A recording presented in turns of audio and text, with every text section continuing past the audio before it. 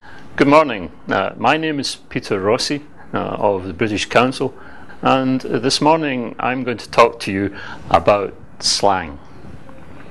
Slang is a way of saying words which are kind of different from standard English. So, for example, in Scotland, rather than say yes, we would say I. And of course, this also applies to northern England. So, for example, in Newcastle, they would also respond naturally in saying the affirmative by using I. Of course, other parts of the UK have other ways of saying yes. For example, if you go to the West Country, you would be more likely to hear yar. If you go maybe to the Yorkshire Dales, you might say here surely, or something like this. But of course, in my city, home city of Glasgow, we have a special dialect. It's actually called the patter. And it's a very kind of graphic kind of language. So for example, if I want to say that someone is drunk, I would say bluterd. He's absolutely bluterd. Meaning that he's completely overcome with alcohol.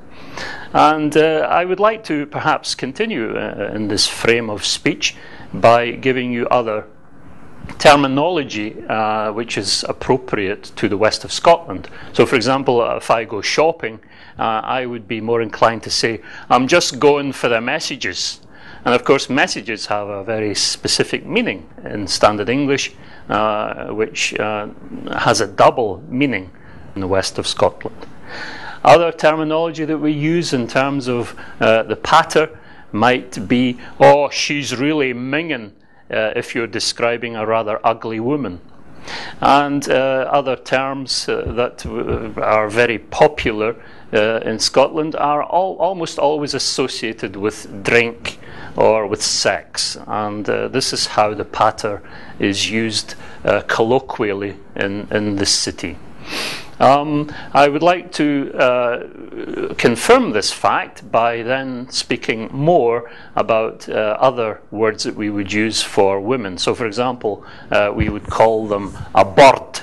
I really like your bird, if we're speaking about girlfriend, for example. And I can continue on this theme in part 2